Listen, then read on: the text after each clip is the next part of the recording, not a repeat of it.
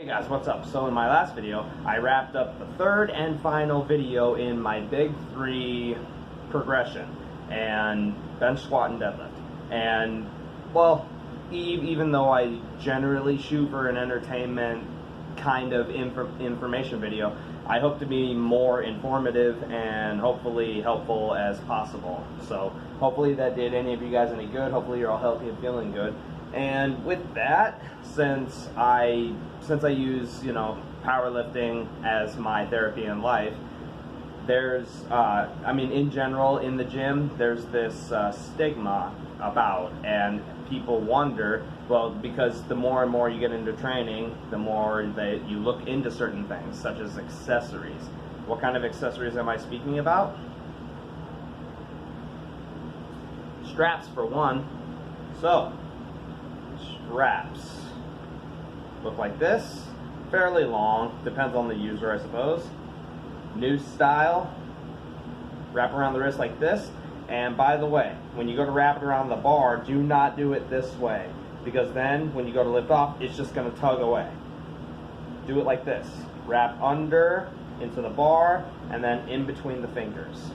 All right, so since I am a raw power lifter, why do I have straps?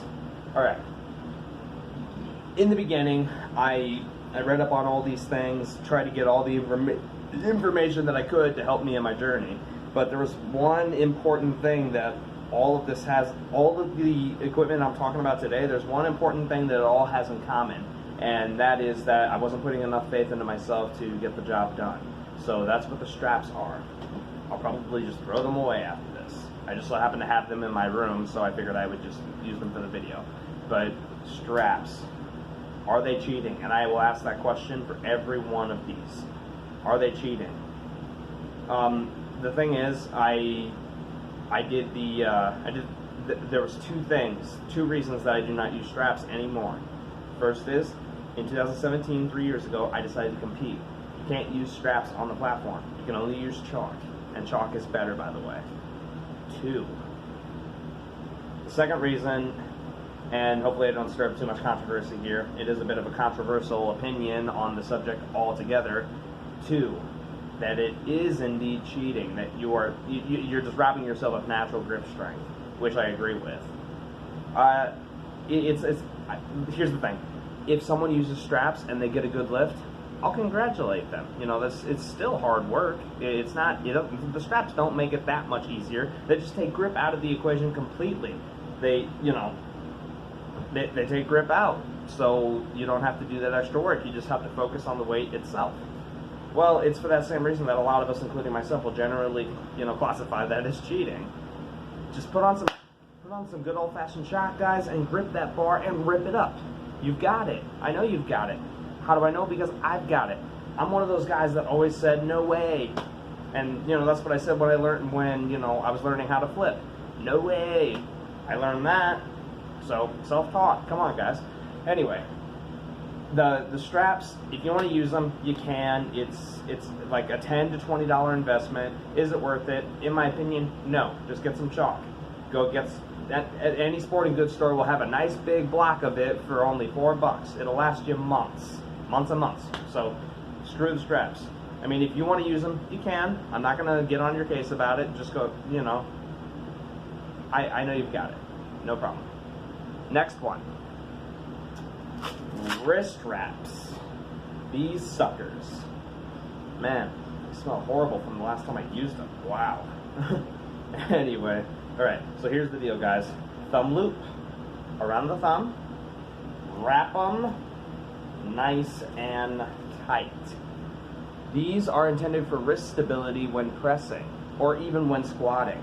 I'm not gonna lie, these are actually more beneficial to me when I am squatting, because there's so much pressure on my wrists. With as tight as I get my back, they actually benefit me more when I'm squatting versus when I'm pressing.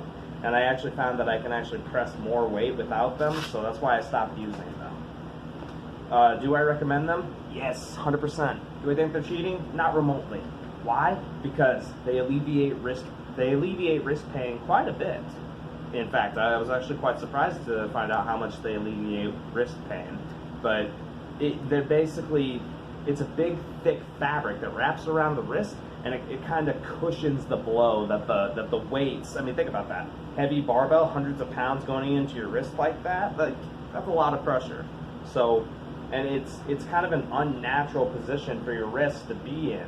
I mean, it's supposed to, wrist straps are supposed to take your, like, say you're pressing without them, they're supposed to go like this from your wrist to this, to emphasize pressing power and to take all the pressure off of your wrist. Well, not all of it, just most of it. So I think that they're a great investment, 20 to 30 bucks, any typical, you know, sporting goods store, and they're really good. I like them. I think that they're a good addition, even though I don't use them anymore. I definitely recommend these. All right, next. One of my absolutely favorite investments. And here's the thing. Some of you might have to save up, and that's no insult because these are ridiculously priced, I will say that much. But I think that they are worth it. Depending on where you buy them, you can probably get them for a pretty decent deal. Olympic shoes. Nike Romaleos. These are the beautiful 2.5, 3 pounds-ish per shoe with a nice thick 2-inch heel in the back. These are heavy duty. These are hardcore as hell. These really took my squat to another level, and that's just it. These are exclusive. I can bench in them just fine. I can't deadlift in them though. I really can't. I can rack pull in them, but I cannot deadlift in these.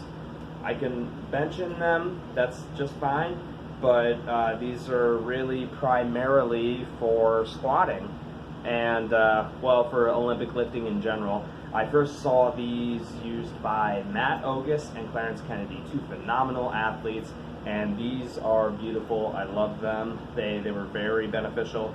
They were worth the $300 that I spent on them. I believe bigger people can get them for a really good deal, anywhere around $100 generally, including shipping. So yes, about $300 for these in my size. They're just really hard to find, and these are the originals. Actually, I believe these are Nike Romaleo 2s, if I'm not mistaken. I could be behind trends, but yeah, these are amazing. They're totally worth the investment, and I do not regret the money, even though I don't use them anymore because I'm such a big barefoot guy.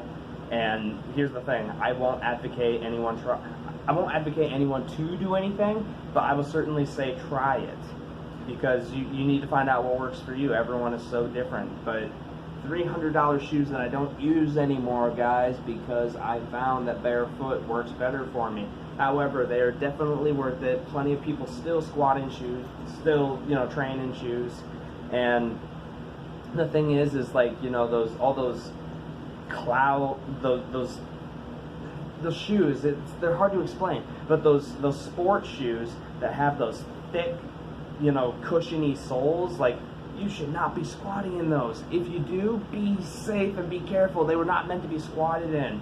Like, you can run in them, but don't squat in them. Like, that's so bad. I don't recommend deadlifting in them either, because you'll be more hunched over. That the sole is like a puffy cloud. It's like a mattress. It is.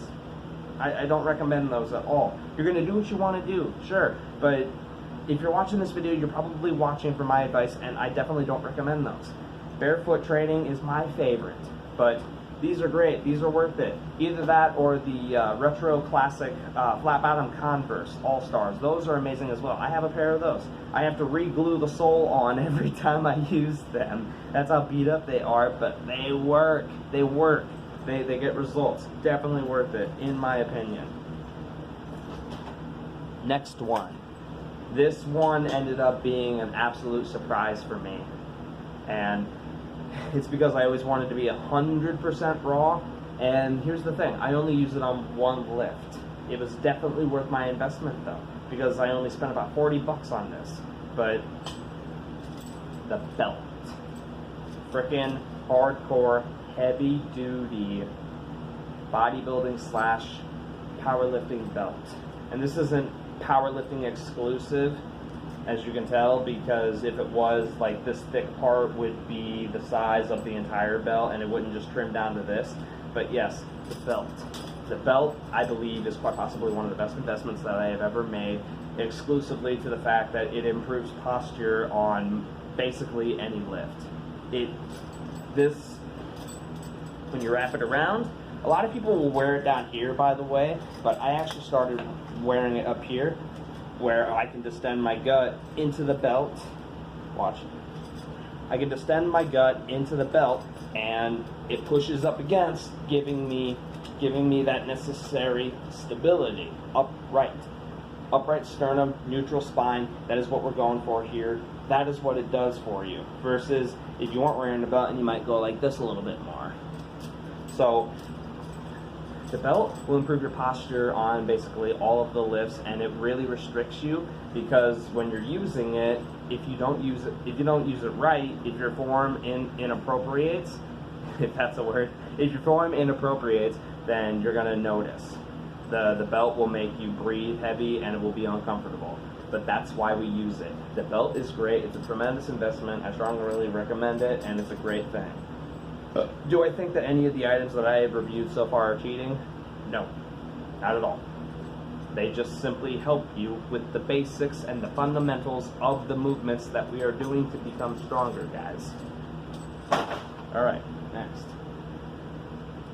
Alright, this one is definitely probably the least essential of any of them that I'm going to review. But if you've got the extra money laying around, you could definitely invest in an arm blaster. Alright. So, it's exactly what you think it is. It simply restricts form so that way you do it perfect every time. That's considering the idea that your sternum isn't moving and that you're not, swaying and dancing. But it just perfects the movement of the curl. It's literally just for curling. That's all you use it for. But if you pick a weight that does the job and challenges you, and you just stand upright, there you go. That's the arm blaster right there. But you have to use a weight that's not too much and a weight that works. So there's other things like singlets and slingshots and whatnot, but I really don't think those are essential. And the singlet is only useful if you use it on the platform if you're a power lifter. The slingshot is kind of for powerlifting too. You'll PR on your bench press instantly by like 20 plus pounds easily. But honestly, these devices, they're used to help you move more weight, but just put in the work, and then once you get into that territory at that elite level, and you don't have to be elite, you can even be simply advanced or intermediate.